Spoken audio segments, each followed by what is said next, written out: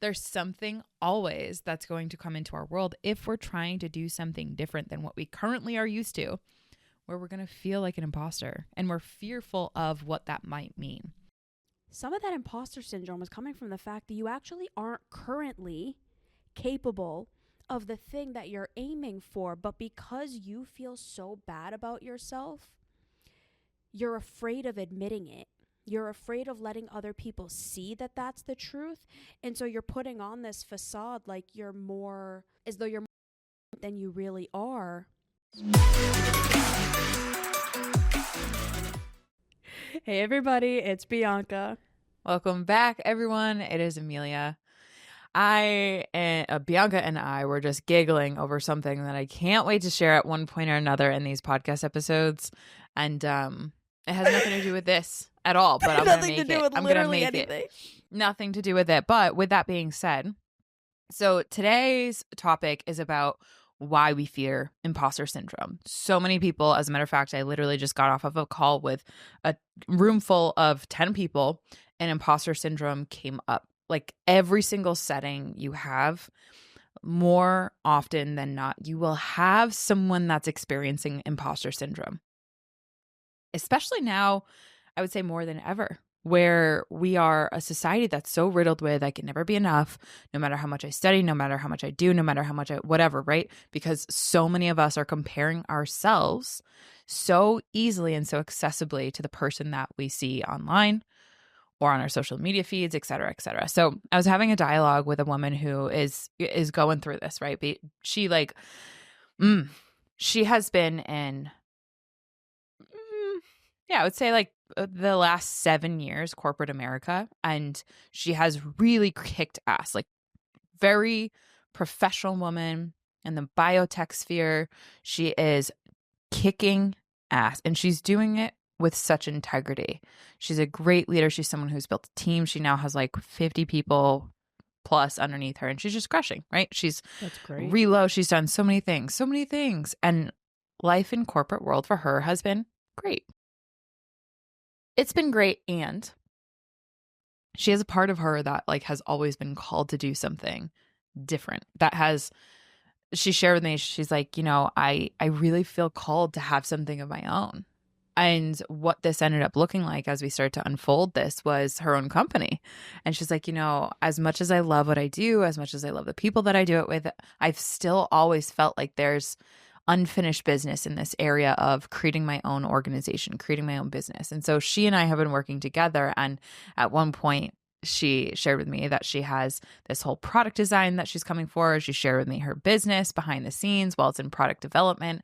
And she's planning and in the planning phases of getting people who can help invest in the business so that it can pay for the product design, product research, et cetera, right? And so she's now sharing with me when she was in this phase,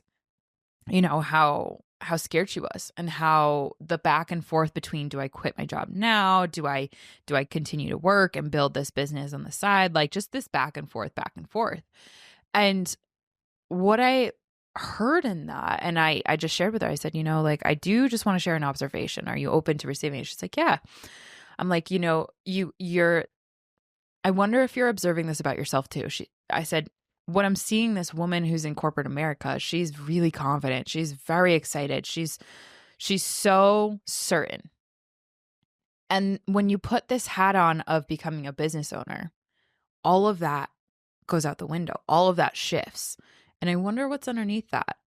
And as we started digging, essentially she said, I'm so fearful of being an imposter. And I said, well, why? Like validate, of course, but like what's underneath that, right? All of us have, when we experience imposter syndrome or when we experience feeling like an imposter, there's always a deeper root, right? And not everyone's root might be the same, but usually it sounds like something like this, right? And B, you and I have been here many of times before. We've had conversations where there's, so many different avenues in life where we might feel this way. And she said, well, ultimately, like, if I'm a business owner, then and she like listed a thing of like 20 different stuff that she just like hasn't developed yet. And I said, what do you think are the skill sets to be able to get there, right? Underneath identity are the things to be a business owner. A business owner does this, right? And she said, what she pulled out, and I got her to think, is that the skill sets that she would need as a business owner are the same skill sets that she's deploying over here in corporate America, her other big life, right?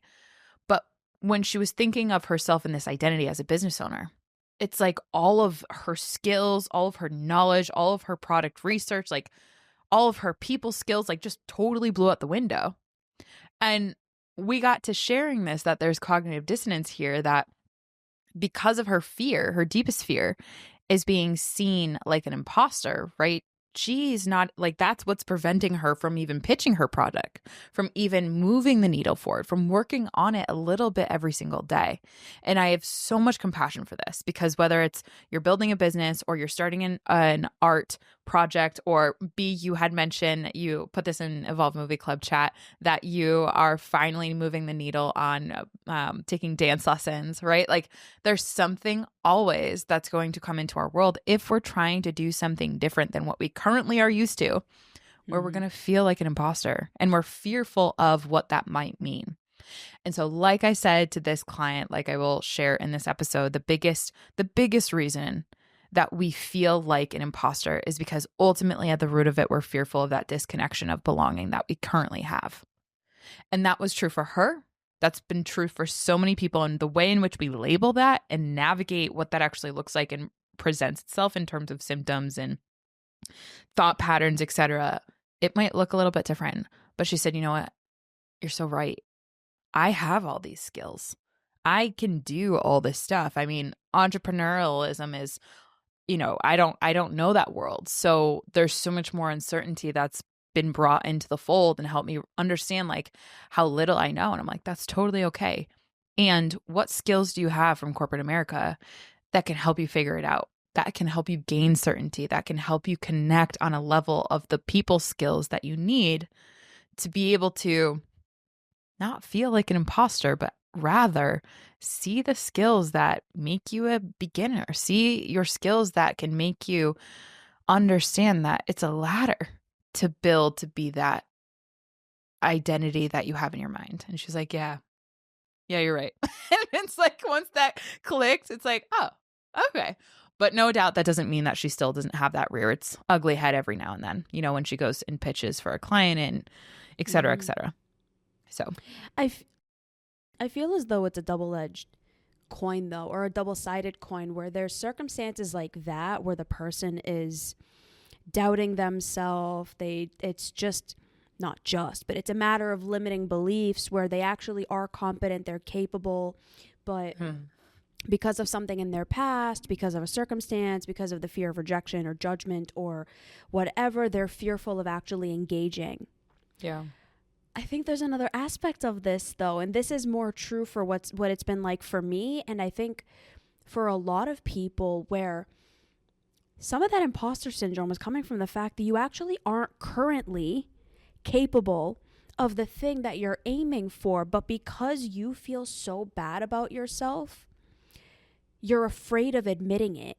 You're afraid of letting other people see that that's the truth, and so you're putting on this facade like you're more, as though you're more competent than you really are, when the truth of the matter is maybe you're not yet, but that fear of people finding out is keeping you having to pretend, because there's actually another fear underneath that, which is you don't actually believe like you're capable of developing the skills to get to the point where you want to go. Yeah. And so what do you do if you're afraid of what other people are going to say about you? You're afraid of other people's judgment. You want so badly to fit in. What are you going to do? You're going to pretend. And so you're going, it's the truth. I did it. Oh, you and I have had many conversations about this. Yeah, it almost impacted our relationship because I was unconsciously doing this. Like, when you're somebody that significantly believes you're incompetent, that you are defective, you are not capable, you are just utterly not enough, and you're never going to be. Hi everybody, I wanted to jump on here. My name is Julie, and I wanted to give a huge shout out to Evolve Ventures and to my coaching with Bianca. I'm like many of you. It's like I've read all the books, positivity, the glass is half full, it's not half empty. Tried to get myself away from negative people, tried to think positive thoughts, suffered from depression, on medications, tried everything, counseling, tried so many different things, and it helped, but I never felt like I got to the root of the problem. And I started listening to Evolve Ventures, amazing. And then I did a free coaching with Bianca and thought, what could it hurt? It's free, right? Oh my gosh, that day changed my life. I blurted out to Bianca things that I had never even really thought about myself. And I ended up setting up coaching with her. And I know so many of us say, oh, we can't afford coaching. But let me tell you, that coffee that you drink, that cupcake that you have, those cookies that you buy, that restaurant you go to, all those little things to make you feel better, you can take all of that and put it aside and invest in yourself. Use that money to invest in you, because you don't need those cookies to feel happy anymore. You don't need those restaurants to feel happy anymore. When you know how to be happy yourself, how to make yourself happy. And it's not all great, every day is fine, but I can now acknowledge things. I can acknowledge why I feel the way I do, and I can work through it without having to feel like there is no help. People are great. I definitely recommend Evolve Ventures and Bianca. This is the issue with the majority of the world, and nobody will tell you this, but it is the truth, and this is happening with everybody. Almost everybody is lying about how capable they actually are, because we all want to be seen better than we are, because we're all so afraid of each other's judgment. Yeah. And this is why people seem way better off than they actually are, and it's why a lot of us feel like we have to pretend as well. Because look at that person, and look at that person, and look at that person, and look at how amazing they're doing.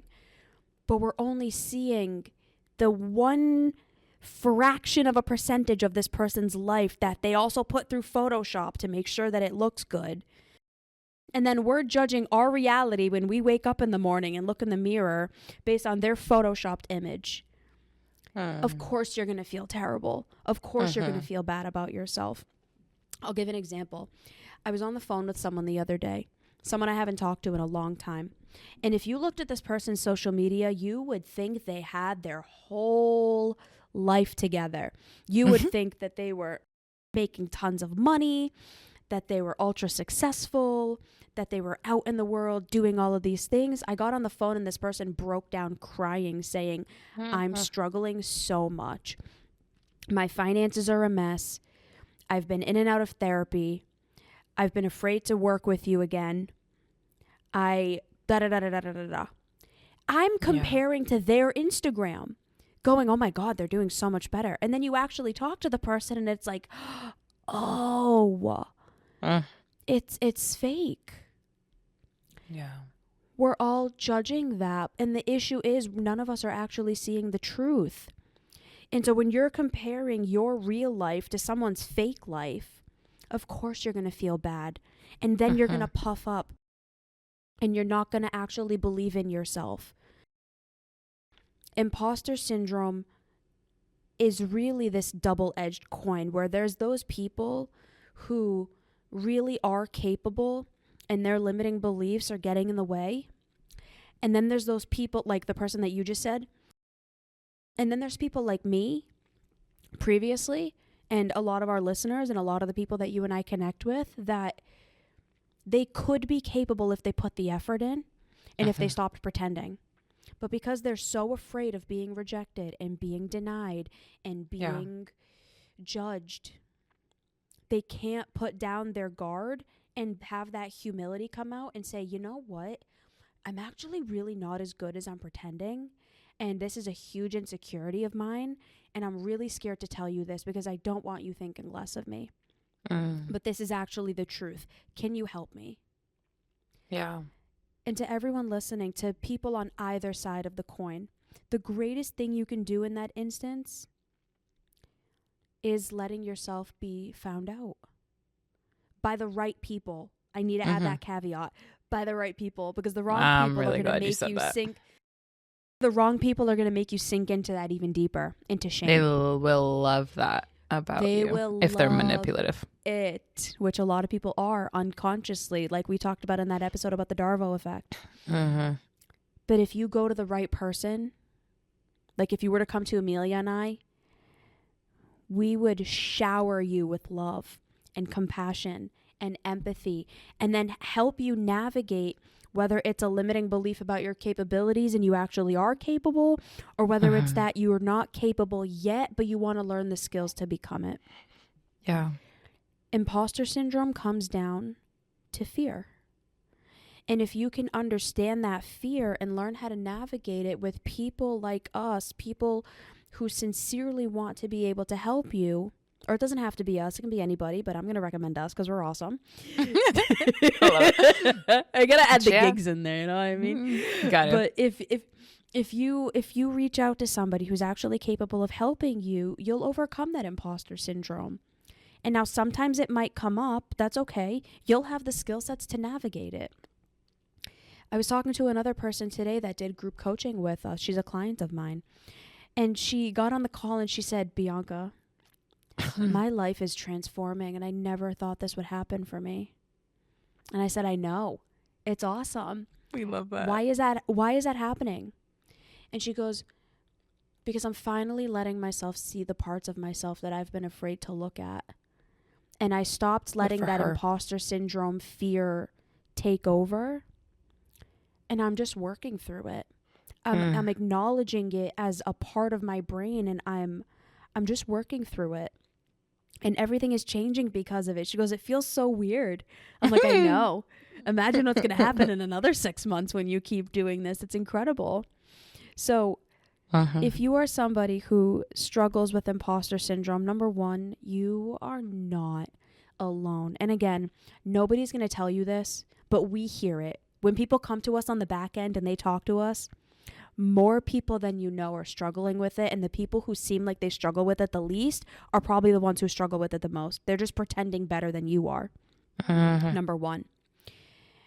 Number two, if you're not already subscribed, please make sure you subscribe to the YouTube, to the Apple Podcasts, Spotify, anywhere you listen, because we put out content twice a week on Mondays and Thursdays that dives into all of the skills and the tools that you need to know to be able to actually navigate this.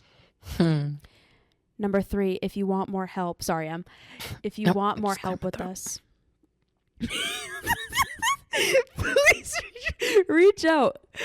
We are here for you. We are here to guide you. We are here to help you through this journey so that you can actually align with true self and become that version of yourself that you want to be, with that confidence of knowing who you are and not faking it. I was clearing my throat because I said, and if you want some fun in this journey, like that's also what we do. We make sure that we have some fun. Now, it's not all the time, and I got to be straightforward with that.